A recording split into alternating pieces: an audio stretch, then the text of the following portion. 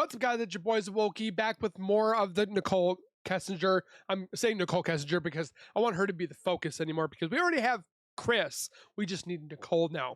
But I wanted to get right into the video because this is part 5 from Unapologetically Me, True Crime. Go give her some love, subscribe, comment, like, and share, and you know the deal. Definitely go give her channel some love.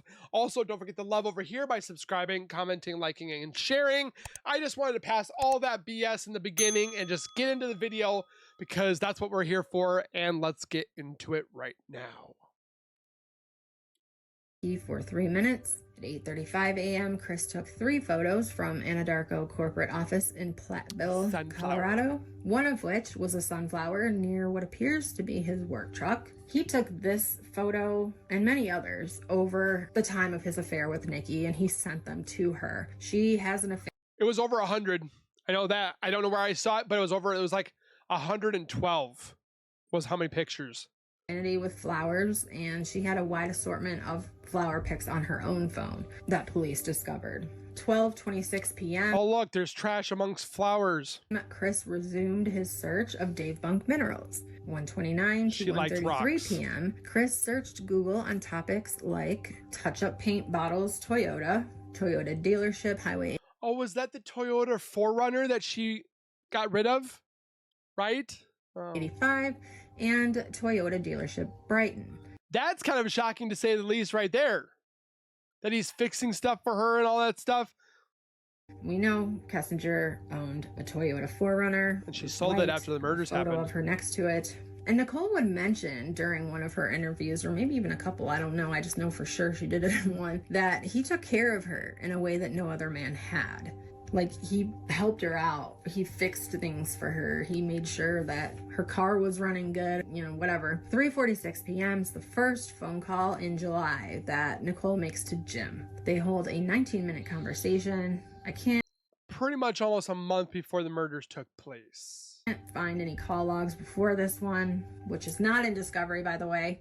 I guess it used to be in Discovery, and then they replaced this call log with the August to September call log, which, I mean, we needed the July. Honestly, I would like to have April through. I mean, we should be able to, whatever. I'm not going to talk about what we should have and what we shouldn't. July 17th at 5:01 a.m., Chris calls Nikki for 2 minutes. And then at 6:20, Nikki calls Jim for 6 minutes. At 10:12 a.m., Chris took several pictures of trees and grassland, flowers in an open prairie just north of Rogan, which is near where he works. It's actually near Survey. He may have been in Survey. 2:20 p.m., Chris texts Nikki, hope it's 2:30, you need some rest, boo. Probably talking about when she gets off work. 3:07 p.m., it's all gross. Calls Jim for 26 minutes. 4:37 p.m. I really wish, like, and this is probably scary to think about, but you know how you talk and stuff like that? You know how AI could listen to you and turn your voice into messages and stuff like that, where you would be able to read what they like talked about? I know that's an invasion of privacy and all that stuff, but I just really want to know, like, what exactly was that 111-minute phone call, or the 59-minute phone call, or what she says to Jim? Like, I feel like we'll get it eventually someday. Like, all phones will have that capabilities, or where they can hear what was said on the phone calls. But it just really irks me that we could have that, but we can't have it because the technology is not there right now. Chris took a picture of his new work boots. These are the same Red Wing boots that were found in the Lexus during the search. 7:38 p.m., Nikki calls Chris for 3 minutes. July 18th, 2018 at 9:46 a.m., Chris began transferring photos of Nikki into the secret calculator app. About 100 images in total were there. This day, he had transferred about 20. So he had over 5,000. Wait, is that 5,000? I can't remember if that's just a nameplate or whatever, but have you? But I told you I'm not making that up. 5 images. Between 5:30 a.m. and 4:40 p.m., there are 6 calls made between Nikki and Chris. At 4:34 p.m., a call on. I wonder if we ever looked at Chris's phone log and see if Chris ever called a Jim. I wonder if that ever happened. Nikki's phone registered in Frederick, Colorado. Nicole left a voicemail.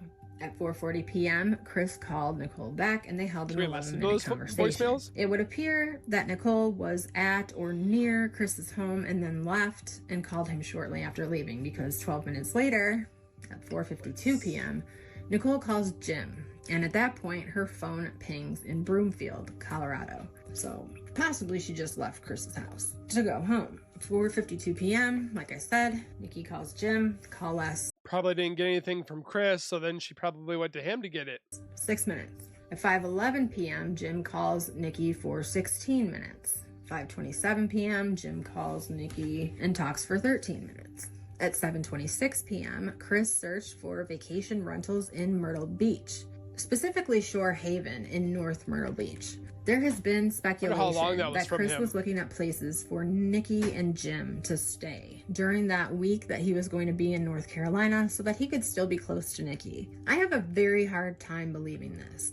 There are photos and videos of a woman on the beach in South Carolina that people say are Nicole Kessinger, wearing this same brown bikini. There's also people saying that this woman at the airport just behind Chris here is also Nicole Kessinger. First of all, in regards to the beach, that is not the same bikini. It is not. It looks like a tube top. I would say there's no strap on the top. This girl actually looks a little bit more curvy than Nicole. Doesn't have the same strap, tie, whatever that Nikki's has. It looks like a tube top. It also does not look brown to me at all. Second of all, more factually, there are calls made from Chris to Nicole while he was in North Carolina, and her phone was registering that she was at home. She was also at work. So she was making other calls to other people, all registering in Colorado, in different locations in Colorado. So make that make sense. How her phone is pinging all over Colorado, but she's in Myrtle Beach, South Carolina.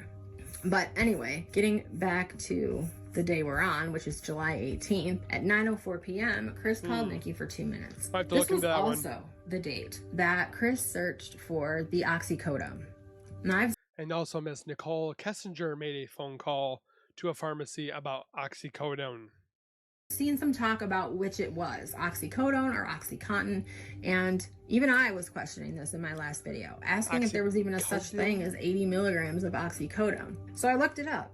And just to clear that up, from what I found anyway, if you want to take my word for it, otherwise you can look it up yourself if it's that important to you. But OxyContin is the extended release form of oxycodone. It is slower to metabolize and it works for a longer period of time for people with very severe long-term pain. It is often what is first used for people in the end stages of cancer. It is not typically prescribed to people with chronic pain disorders or illnesses.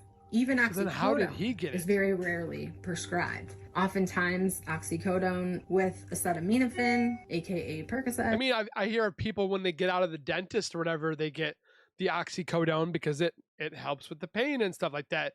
So I don't know about not being prescribed a lot of time. I mean, oxycodone, my dad just got it the other day when he had a surgery or something like that, and they gave it to him. So I don't know about that one. Is very rarely prescribed. So these drugs are not easy to obtain in prescription form from a doctor, especially when you take the opioid crisis into consideration, which started around 2018. So it will remain a mystery as to how Chris Watts got these pills, because like I said in the last video, if Shanann Watts had this prescription, even from her, let's say her neck surgery, why wouldn't Chris just say so? You know, like, where'd I get the oxy? Well, it was Shanann's from a prescription we already had. Because I can't remember if they saw it in here, but I don't think they did. But wouldn't that be something? It was in the basement, and Chris wasn't even with it enough to say that. And it would have been completely believable, even if it were a lie. But he didn't say that. What he said was, he will take it to his grave. I will never reveal my source of the oxy that I used to attempt to cause a miscarriage of my unborn son. I will take that to the grave. Like, good for you, Chris. Good for you. We'll get into more of that later, though. Let's get back to the timeline. We are on July 19th of 2018. At 5:16 a.m., Chris calls Nikki for 1 minute, which seems to be a pattern or routine at this point. If you hadn't... That's why it's very interesting that they kept their pattern going. When they both woke up, they would talk to each other and so forth. But then the morning of the murders, the only day that they didn't talk leading up to their escapades, was the morning of the murders. Because why would you need to call somebody if they were right in front of you? Just so you notice, he makes these morning phone calls to Nicole during the work week. Like you see here, 5:30 a.m., Chris calls Nicole for 5 minutes. Another pattern that you'll notice is that very often in between Chris and Nikki's phone calls, calls Jim. I saw this the same thing. As you see here, 6:20 a.m., Nicole calls Jim for 28 minutes. At 10:41 a.m., Chris called a no-name, no-number contact. And I think that's a little coincidental, considering that this was right after he Googled the oxy, right? This is one and only time there is a call like this from Chris. There is a call like this on Nicole's phone log as well that you will see later on. But it's a little suspicious. Very. That's suspicious. At 3:20 p.m., Nikki calls her dad for 1 minute. 5:06 p.m., Nikki calls Chris for 39 minutes. Directly after that phone call, Nikki calls Jim for 1 minute. 8:35 p.m., Chris logs into Facebook. July 20th, 2018, 5:15 a.m., Chris calls Nikki for 21 minutes. At 1:59 p.m., Chris logged into Snapchat on some kind of Toyota page group. 5:04 p.m., Chris searched Google for best beer in Colorado. 5:23 through 7:57 p.m., Chris searched Google for a CVS pharmacy in Westminster. Again, another coincidence that this pharmacy search was conducted 2 days after Chris made a search for oxy, and 1 day after a sketchy phone call Chris made to an unidentified name and number. It's all speculation, just throwing it out there as I see it. During this time, Chris also searched DC Oaks Brewhouse and Eatery, the Bandimere ticket office for the NHRA National scheduled for July 21st, and 24-hour fitness locations in Westminster and Thornton. We know Nikki lived in Thornton, which was about 30 plus minutes south of Chris's home. I suppose there would only be one reason he would search that gym in that specific location, and that would be Nikki. At 6:12 p.m., Chris transferred pictures of Nicole into his secret calculator app. It was said by both Chris and Nikki that the sex between them tapered down after the July 14th argument. Even though that disagreement was resolved, something problems already remained off with Chris, according to Nikki. It was said that that was because another thing that was revealed during that July 14th. Nikki said that she was on dating sites and possibly going on 2 different dates and got stood up. Conversation was that Nikki was still on the eHarmony dating site and had dates planned with other men that she either did not go on or ended up being stood up. She loved the attention from all these guys. Even though he said he knew it was hypocritical of him to be jealous about Nikki possibly dating someone else he was doing at the same time. My opinion on this is he was pissed. I mean, this is a man who is legit breaking up his family for Nicole. He told her this every single time she needed to hear it, yet she was still putting herself out there to other men as if she were available. And this is just my opinion. Because of this weighing on Chris's mind, he was unable to perform with Nikki on this night of July 20th, 2018, even after 4 attempts by Nikki to seduce him in all the ways he liked her to. After this, their sexual relations went from 4 to 5 times a day to only 2 to 3 times a day. The blue pill? This had to be a huge hit, given that their relationship was predominantly based on lust, in my opinion, of course. It is so often that people get in a situation of lust and it's so strong that it almost feels like love, but it's not. And a lot of times by the time you realize that it's just lust, someone's got a broken heart. July 21st, 2018 is Bandimere Speedway Day. They also ate tacos at the Rooftop Tavern in Morrison, Colorado. At 10:34 p.m., Chris transferred some more images of Nicole into his secret calculator. There were no calls to Chris until 4:26 p.m., but there are calls to Jim from Nikki before then. At 1:05 p.m., Nikki calls Jim for 28 minutes. She's in Thornton, she's at home. 2:59 p.m., Nikki calls Jim for 2 minutes, still in Thornton. 4:26 p.m., Chris calls Nikki for 1 minute. This is in Morrison, Colorado at Bandimere. So that's a little weird. Maybe they got separated at that point. At 4:50 p.m., Nikki calls this phone number. Her phone is pinging in Morrison. I need to see who this call was to, because whatever it was for 3 minutes. I wonder what it was. Probably nothing. I don't know. I need to see what it's to. 6:18 p.m. to 10:39 p.m. Chris filmed with his phone assorted clips of dragsters at Bandimere. Throughout this time frame, Chris also searched Google on topics like top fuel dragster burnout and top fuel dragster goes airborne. July 22nd, 2018, Nikki calls her mom and her mom calls her between 7:13 a.m. and 8:22 a.m. All calls are about 5 minutes or less. At 9 a.m., Chris searched Google for Home Depot near me, and he put Broomfield. July 22nd is my birthday. That's on the way to Nikki's house. Again, another search made by Chris that was likely to help Nikki out. 1:48 p.m., Chris searched Spanish dancing near me, red wine made in Argentina, and the Cheesecake Factory. He's trying to do all these things to woo her, to keep her intrigued, and maybe it did come down to it where she was going away and she wasn't coming back, and he's like, I gotta do something to keep her with me.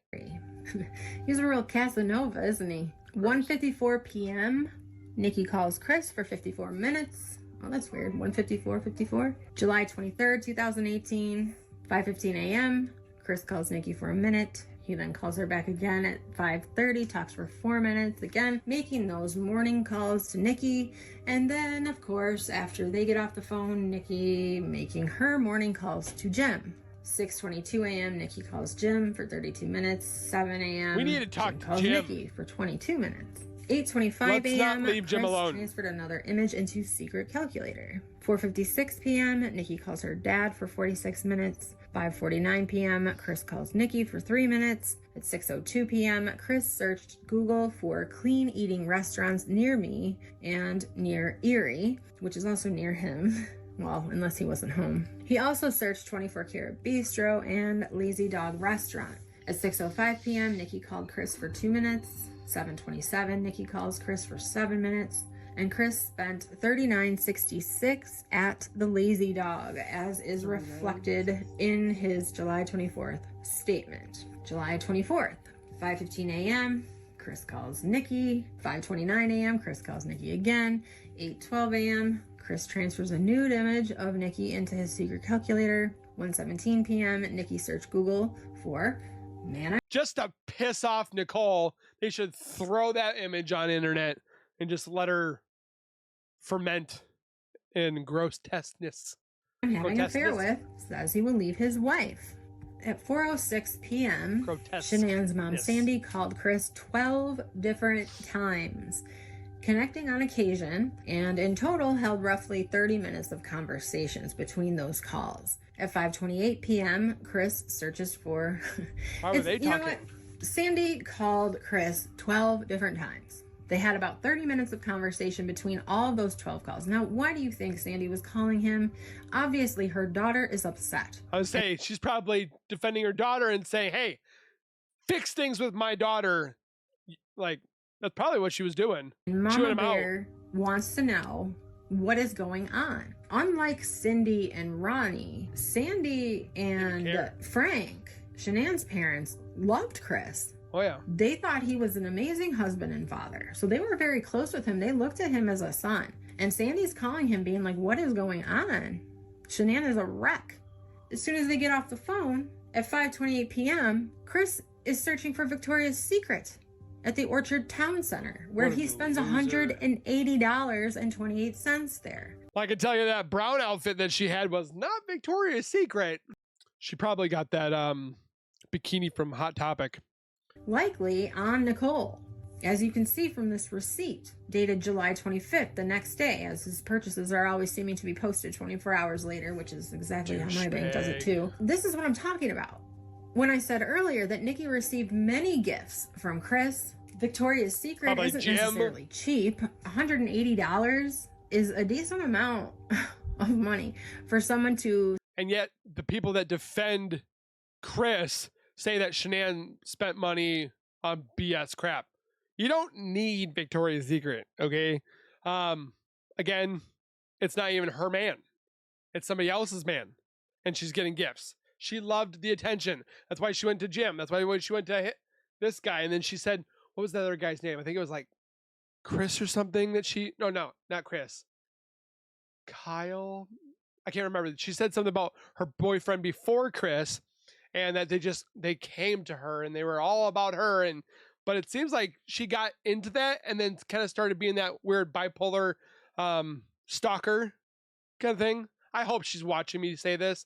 I hope so, because I don't care. Who spend on their significant other. You destroyed a family. It is extremely frustrating to look at Chris's searches, phone calls, and behaviors, activities, while also being able to see Shanann's continued attempts to even get a response from Chris. Even her mother is trying to figure out where his head is at. It is clear by his history of all of these things that he has completely checked out of his relationship at this point with Shanann, focusing entirely on Nicole, as is reflected here as well, where at 5:30 p.m. Shanann texts Chris if he's even alive. Chris gives a bullshit excuse for not communicating with her, to which Shanann texts back a few things, one being, or think you're with another girl, or worse. She hit the nail right on the head with that text. He had just gotten done purchasing lingerie at Victoria's Secret, $130 worth. At 6:02 p.m., Shanann texted Chris more about their relationship and what she felt was missing, telling him that she missed him, wondering if he missed her, saying we've been together 8 years and we have 2.5 kids. My fiance was gone with her mom, or not her mom, well, with her mom, but for her sister because of the cardiac arrest thing. And what was it? Wednesday, Thursday, Friday, Saturday, Sunday, Monday. I didn't see her for this many days. I was losing my mind because I wanted to be around my fiance wife. I thank God she's home. I'll just say that. So with him not wanting to be around Nicole or Shanann, that speaks volumes in itself. And that's why he didn't want to be away from Nicole anymore, because Shanann was there, so he wasn't going to be with Nicole anymore as much. So that's why he thought he had to get rid of her. Maybe, I don't know. Together. He doesn't respond to her, though he does make sure to answer these 2 calls for Nikki. 7:44 p.m., 1-minute conversation, and 8:43 p.m., Nikki calls Chris for a 3-minute conversation. July 25th, 2018, at 5:30 a.m., Chris makes his morning call to Nikki. 6 minutes. Like clockwork. 8:41 a.m. to 12:07 p.m. Chris searches when to say I love you. When to say I love you for the first time in a new relationship.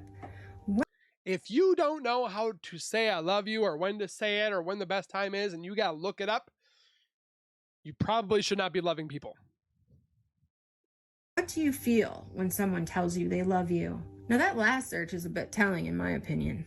There's been a lot of speculation about whether or not Chris was a narcissist, sociopath, or even a psychopath. He's all the above. A lot of people feel like he was incapable of having real emotions.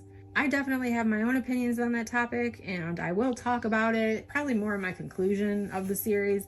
But having to Google search how a person feels when someone says I love you could imply that he doesn't really know what it truly feels like to hear those 3 little words, that he knows what it should feel like, but he doesn't understand how it really feels.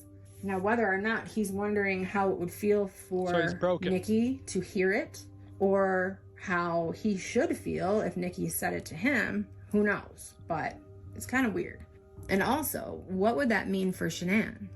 Did he ever really love her? Or did he just do what he thought he was supposed to do for a man at his age? Get married, have a family, etc. He and his family said that it was a goal of his to get married and to have a family. But I wonder how much of that came from him and how much of that came from the expectations of his family. At 5:36 p.m., the NK Giggles voicemail occurs. This voicemail was left while Chris was on the phone with Shanann. So we got the giggle voicemail, but we couldn't get like the voicemail that probably gave us some information.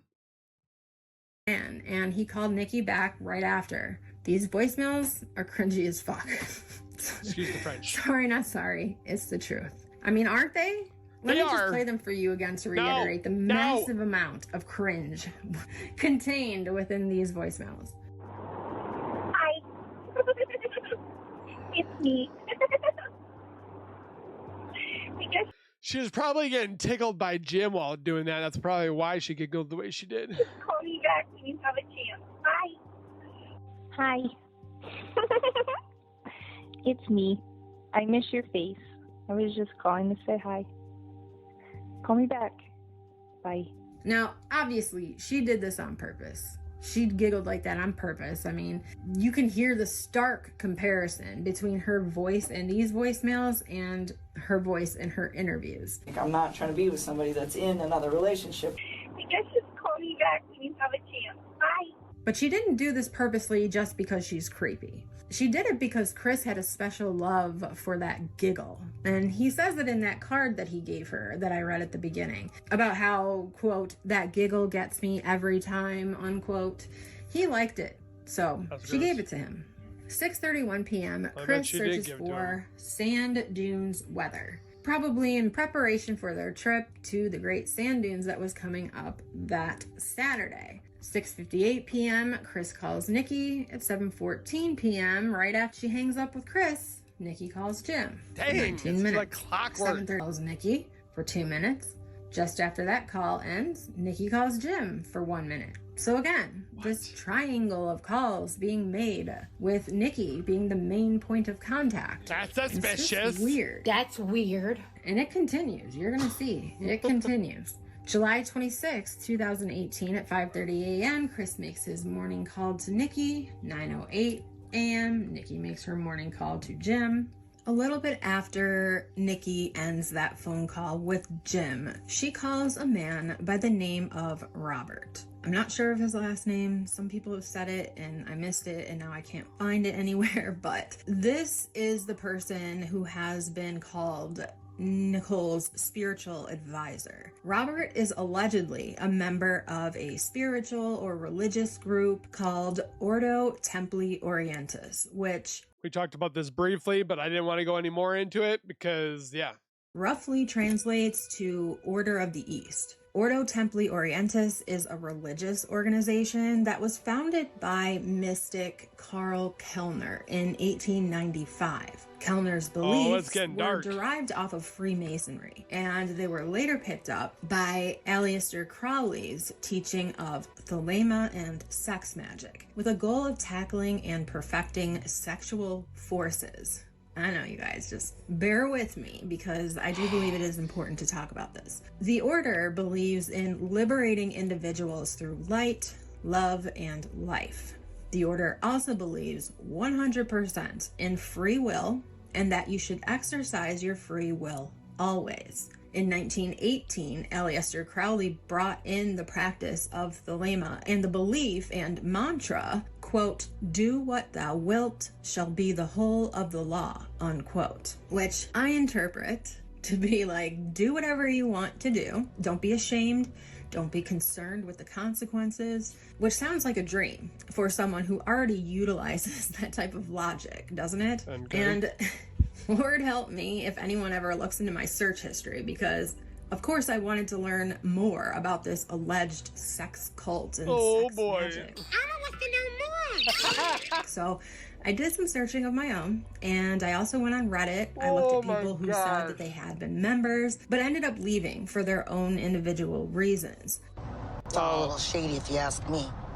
Which brings us to educational purposes time. Okay. All I can say is buckle up. I'm about to break it all down for you in a nutshell. And we're going to listen to it. I hope this part of the video passes YouTube policy checks. Is it going to have some inappropriate stuff? Because we're not going to do that on here. I'm simply reading off of a website or websites information. I am not a member, nor did I have any prior knowledge of what this even was before the Watts case. I also want to say that I am a firm believer that you can believe in whatever you choose to believe in, as long as it is your own choice. Brainwashing and force are not choice. Neither is trickery or manipulation, in my opinion, of course. I'm not knocking this religion down. I'm just explaining a part of it that has been the topic of a few theories out there. I don't know if any of these theories hold any water or not. I am going to leave that entirely up to you guys to decide for yourselves.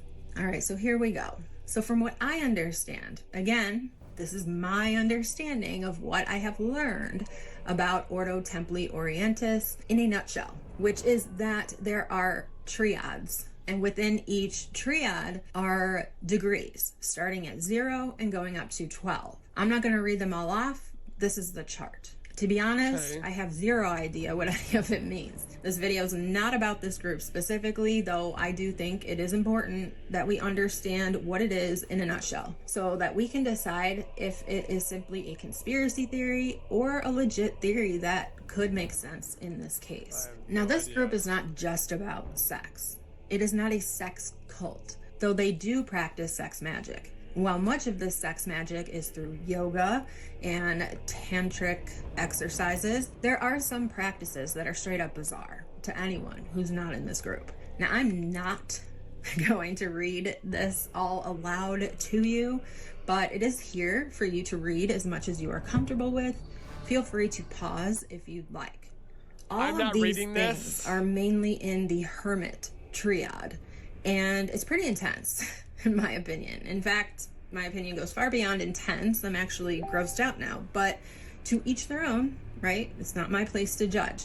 The point is, OTO does incorporate a great deal of sex rituals and practices. And why does this matter? Because Nicole Kessinger was tied to a member of the OTO. Though through her phone records, she only contacted this particular member 3 times within the phone records that we're able to gather. The times do seem to be important. The first time she contacts Robert is this day, June 26, 2018. The second time she contacts Robert is August 10th of 2018, which is the day before that. But she also called the day of the murders.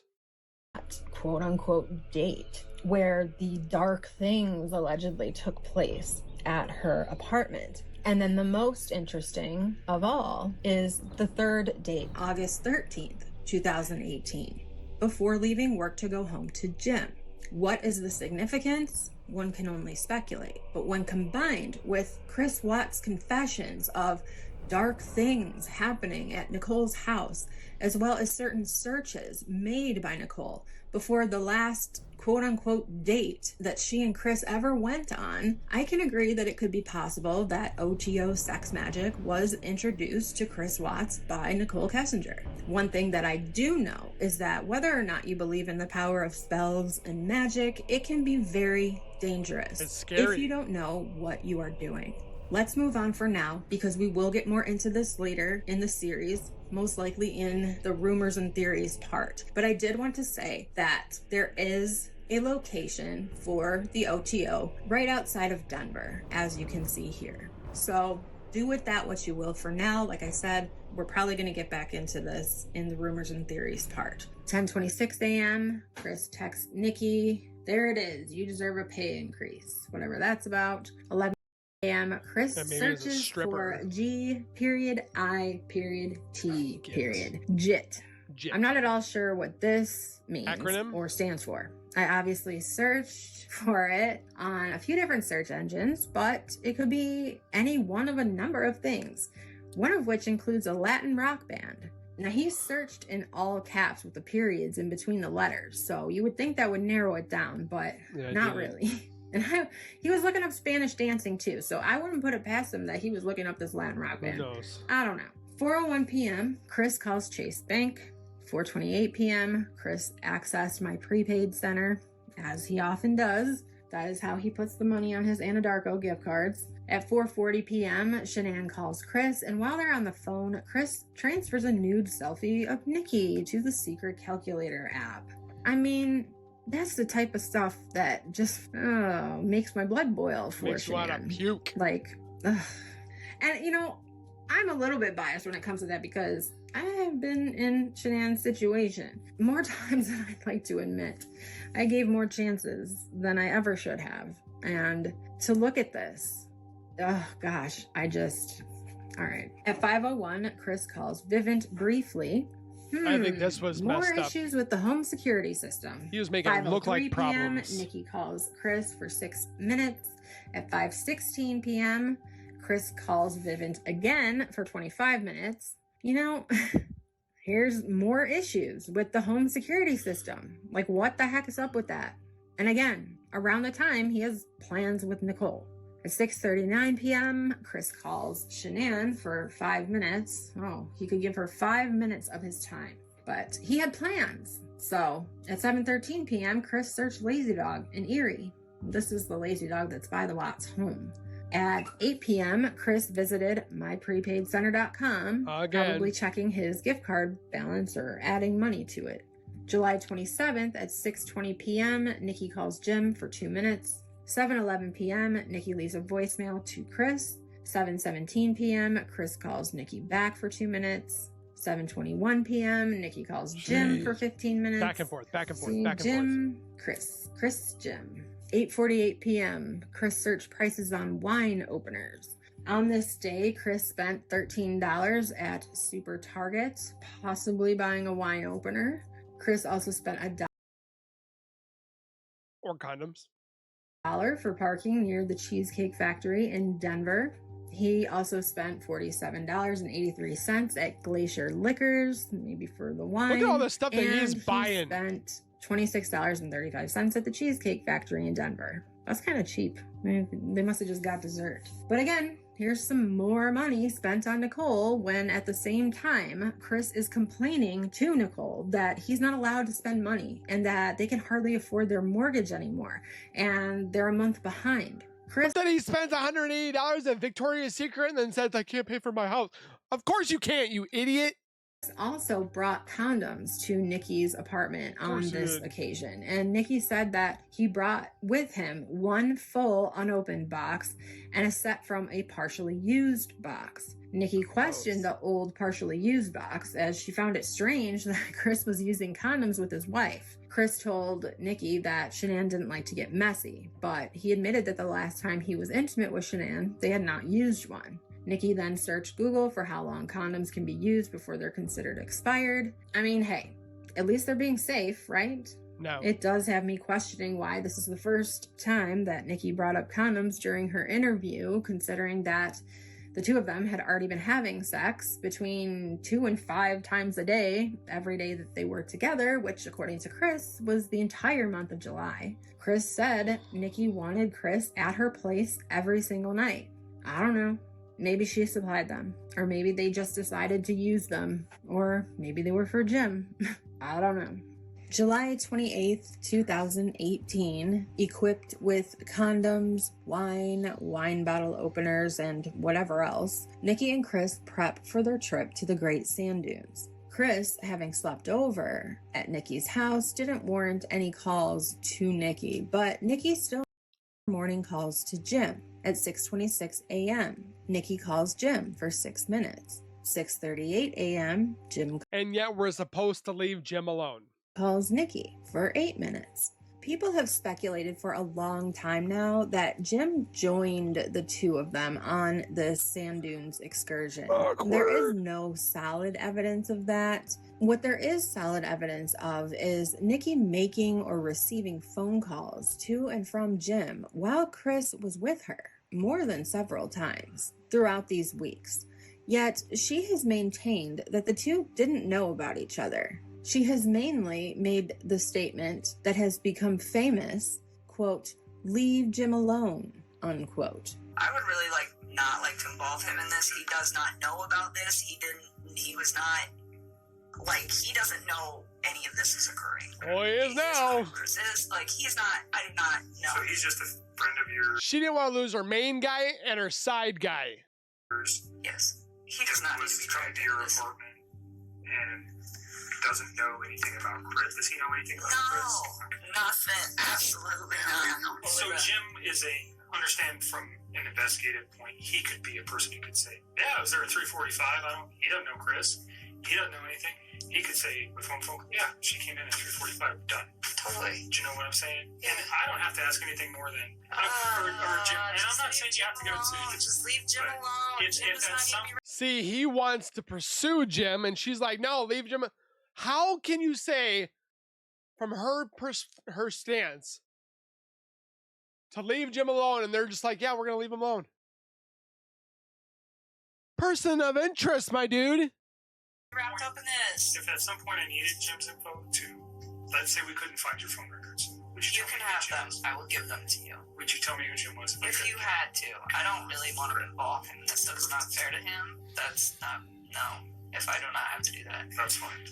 Jim doesn't know anything. He doesn't even know Chris. Chris even found this statement puzzling, writing to his inmate buddy David Carter, quote, "The discovery shows she called Jim consistently before me and after me, yet she says Jim didn't know him," unquote.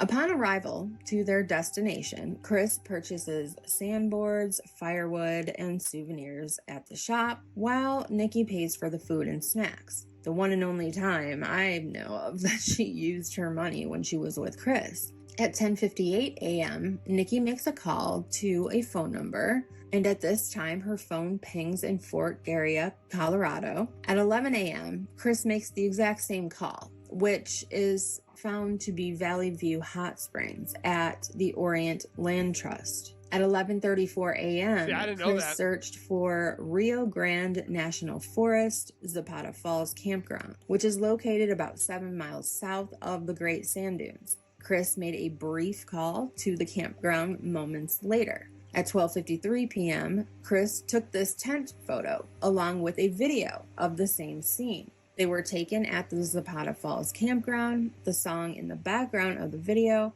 is Forever Girl by John Longston, which appears to be a ballad. This was found by Detective Prill using Shazam.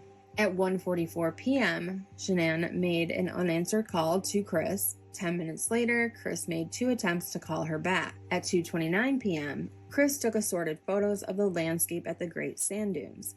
Among these photos is the video of Nikki saying what a wonderful time she was having. Thank you so much for coming out here with me, Christopher. I am having a wonderful time. You mean a lot to me, and I'm glad that you're having a blast. I am so out of breath.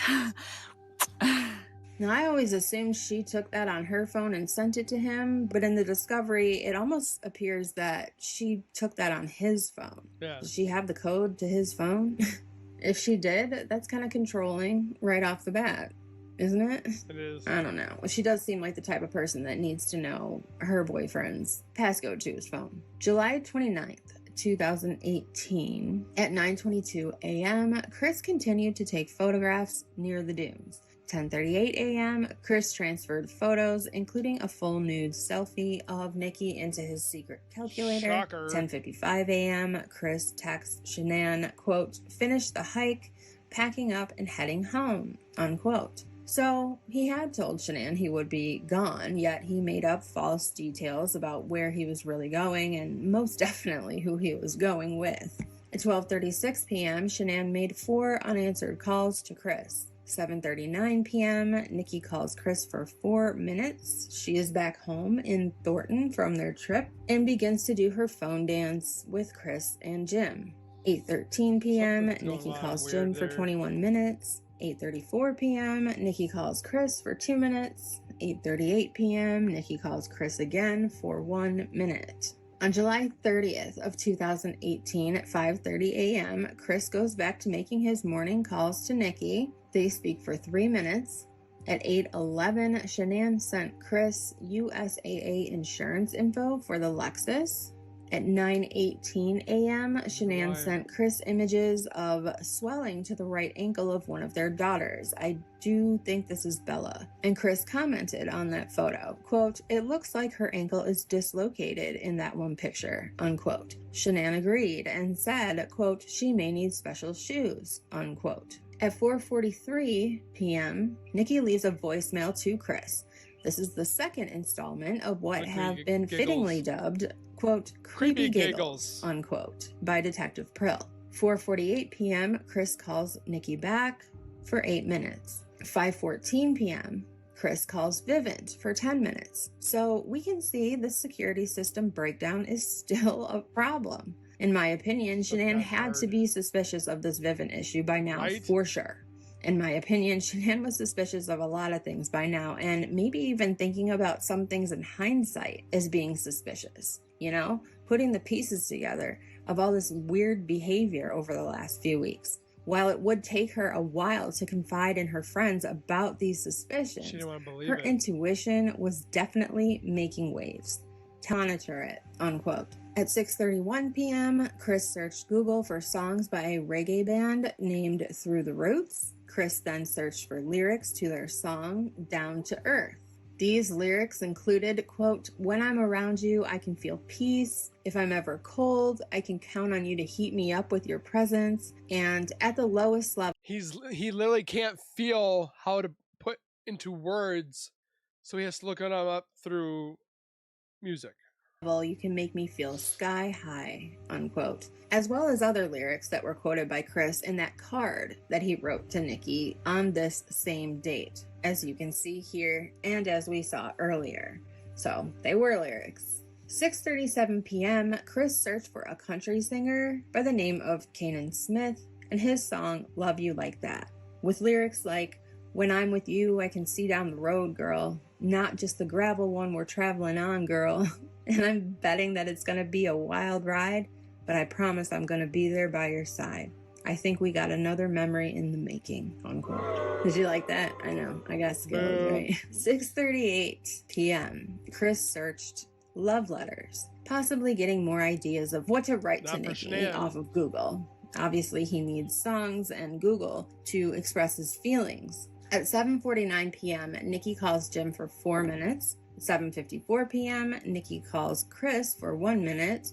And at 7:57, Chris texts Shanann that he was, quote, "letting Dieter out and going to bed, boo. Love you," unquote. Shanann called him minutes later and they spoke briefly. This is the day before he would be leaving for North Carolina. On this day, Chris also spent $61.61 at BJ's restaurant, which is reflected in a statement July 31st. This was Nikki and Chris's last night together before he went off to North Carolina to be with his family. This is also the date that Chris wrote that second card we just talked about, which he probably gave her at dinner. July 31st, 2018. Chris flies to North Carolina. At 3:22 a.m., Chris took a photo of parking signs at Denver Airport and sent messages to Shanann at airport. 4:08 a.m., Chris began transferring a mass amount of assorted images of Nikki and their trip to the Great Sand Dunes into his secret calculator app, as well as videos of Nikki surfing down the dunes, with Chris making comments like, quote, "so damn sexy," unquote.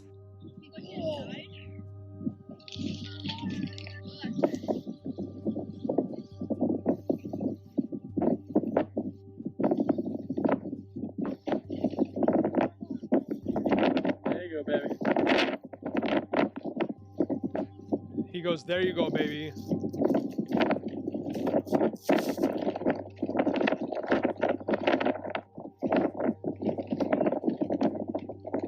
You're so damn sexy. 4:46 a.m., Chris told Shanann, quote, "on the plane, love you, boo," unquote. Shanann called him immediately for 2 minutes. 4:50 a.m., immediately after hanging up, Shanann texts Chris, quote, "you never listen to me," unquote. And, quote, "how much a day?" Oh, he deleted the contact too, unquote. Chris sent her the pictures of the parking sign and advised $16. Shanann replied with, quote, $130 we can't spend at the beach, unquote. Shanann then asks Chris to text. Shanann also gave instructions on how to schedule a ride. He couldn't figure that out himself. Text her when he lands in Atlanta, and he agrees. In my opinion, at this point, Chris is planning on having a fabulous time with his family in North Carolina. He already understood that he was walking into the lion's den upon arrival due to the quote-unquote Nutgate incident and the family rift, and now he had pissed Shanann off again by wasting money on parking. Another tick on his list of resentments towards Shanann. He spent $180 in Victoria's Secret. They're going to get mad over parking? 4:52, Chris deleted Nikki's APC health and safety environmental contact from his phone. He probably wrote it 4:58 a.m. Chris calls Nikki for 5 minutes. 7:57 a.m. Chris texts Shanann he landed in Atlanta. In the discovery, it is noted that there is a time change from Mountain Time to Eastern Time, but the discovery stuck with Mountain Time so as not to confuse people. And here we see the back and forth calls between Nikki and Jim and Nikki and Chris again. I mean, when you look at this highlighted call log, it is undeniable that it is strange. I mean, right? It's like back to back to back to back to back. It also appears that without Chris to talk to, her dependence on Jim grows. She's calling Jim quite a bit. 8:22 a.m. Nikki calls Jim for 1 minute. I think she leaves a voicemail. He probably immediately came over. After, still 8:22 a.m., Jim calls Nikki for 12 minutes. 8:48 a.m., Jim calls Nikki for 1 minute. 8:53 a.m., Jim calls Nikki for 4 minutes. I do think the 1 minute conversations are voicemails. 9:02 a.m., Nikki calls Jim for 8 minutes. 10:18 a.m., Chris texts Shanann that he landed in Raleigh, North Carolina. 3:49 p.m., Chris takes this brief moment to call Nikki for 4 minutes. A little bit after Nikki hangs up with Chris, Nikki calls Jim for 8 minutes. 4:48 p.m., Jim calls Nikki for 13 minutes. 8:33 p.m., Nikki calls Jim for 2 minutes. 9:49, Shanann texts Chris, quote, "Can you set an alarm for 5 and wake me, please?" Unquote. Chris replied, quote, "Yep, I got it. Love you." Unquote. Shanann reciprocated. 10:19 p.m., Chris calls Nikki for 38 minutes. Gotta make sure to get those Nikki calls in, even though, you know, allegedly he's supposed to be working on his marriage. Yeah, Nikki was right? going to give him the time to do that. And then she Googles wedding dresses. We're going to talk a lot more about that in the next video. So this is where we're going to stop part 3, episode 1. I obviously did decide to split part 3 up. Alrighty, so with that being said, guys, I know my part 5 is her part 3 because we're splitting up some of her videos because they're a little long for my my taste. So definitely make sure you guys continue watching part 5, which is my one today, and then we'll doing her other ones when she posts them as well. Again, go over to Unapologetically Me True Crime. Go give her some love. Subscribe, comment, like, and share. Subscribing, comment, like, share over here. And of course, leave your comment theories down below. We can talk amongst each other and still be adults. So keep it positive. And again, thank you guys for being here. Keep nerding on. We'll see you guys next time.